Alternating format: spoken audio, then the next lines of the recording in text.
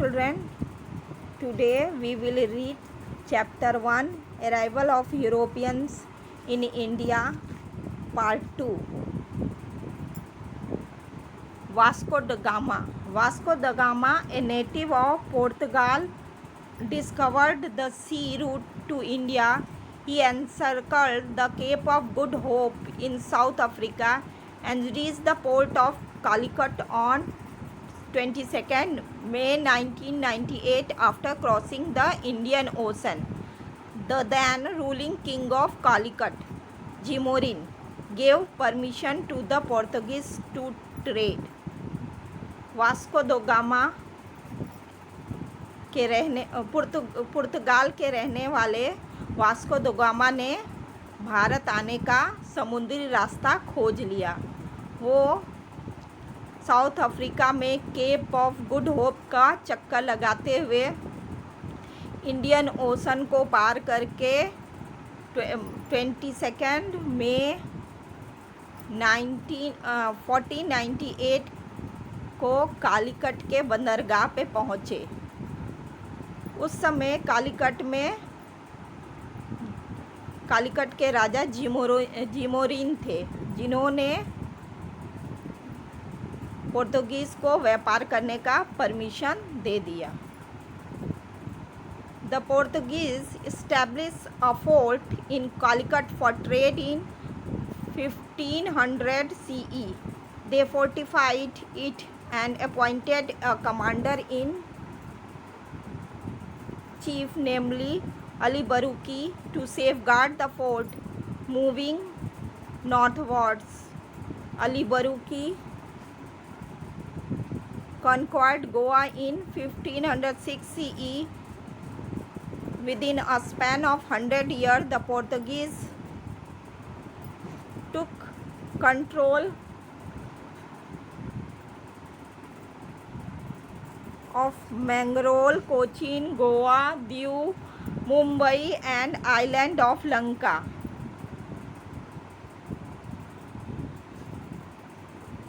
फिर पोर्तुगीज़ ने कालीकट में 1500 CE में कालीकट में व्यापार के लिए एक किला बनाया और उन्होंने किलेबंदी की और वहाँ के कमांडर इन चीफ अलू बरूकी को नियुक्त किया उस किले के सुरक्षा के लिए। और उसने उत्तरी नॉर्थवर्ड में बढ़ने से पहले अलू बरूकी ने गोवा पर 1506 में अधिकार कर लिया और 100 वर्ष के शासन के बाद पोर्तुगीज़ ने मैंगलोर, कोचीन, गोवा, दीव, मुंबई और लंका के आइलैंड पे अपना अधिकार कर लिया। End of Portuguese rule. In the beginning of the 17th century, the Portuguese expanded their trade to Bengal. At this time, the Mughal Emperor Shahjahan ruled India from Delhi. The Subedar of Bengal complained to Shahjahan about the behavior of Portuguese. Thus, fort of Hooghly was demolished and the ships were burnt as per the order of Emperor. In this way, the Portuguese rule came to end with the exception of territories Daman and Goa. इस प्रकार 17th century के शुरुआत में Portuguese का जो व्यापार था, बंगाल में जो व्यापार था फैल गया था। और उस समय मुग़ल एम्परर शाहजहाँ दिल्ली में भारत में दिल्ली से शासन कर रहे थे। उस समय बंगाल के सूबेदार ने पोर्तुगीज़ के बिहेवियर को लेकर शाहजहाँ से शिकायत कर दी। तो एम्परर के आदेश से हुगली में उनके किले को नष्ट कर दिया गया और उनके जो जहाज़ थे वो जला दिए गए। इस प्रकार उनके पुर्तगीज़ के शासन का अंत हो गया। सिर्फ दमन और गोवा के टेरिटरीज़ को छोड़कर बाकी जगहों से पुर्तगीज़ के शासन का अंत हो गया। The Dutch, after 100 years of the arrival of Portuguese at the end of the 16th century, the Dutch of Holland, now the Netherlands, came to India for trading. Initially, they established fort of Pulicat and Madras, now Chennai. They also established a trading center at Agra in the year 1663. Meanwhile, the British also arrived in India. The Dutch could not withstand the competition against the British.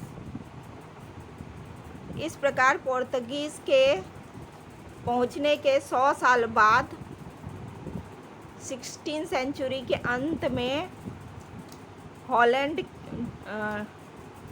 Holland से Dutch India व्यापार करने के लिए आए और उन्होंने इसके लिए पुलिकट और मद्रास में किले बनाए और उन्होंने आगरा में व्यापार का केंद्र सेंटर बनाया 1663 में। इसी बीच ब्रिटिश भी इंडिया पहुंच गए और जो डच थे उनके विरुद्ध कंपटीशन को, ब्रिटिश के विरुद्ध जो कंपटीशन था उनके साथ, उसको वो झेल नहीं पाए। British interest in India. During the reign of Queen Elizabeth of England in the year 1600 CE, the British established the East India Company. This company belonged to merchants who wanted to increase their wealth by undertaking trade with India. 1600 CE में जब England में queen Elizabeth का शासन था तो British ने east India company बनाई। ये कंपनी उन मर्चेंट से संबंधित थी जो इंडिया के साथ व्यापार करके अपने धन को बढ़ाना चाहते थे।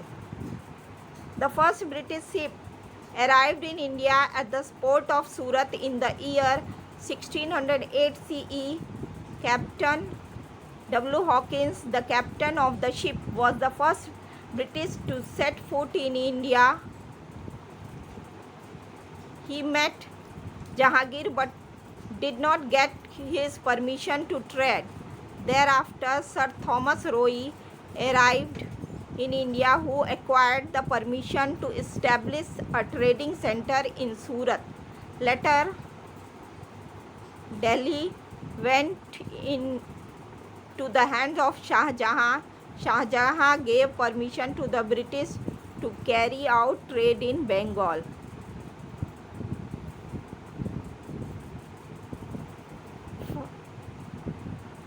First British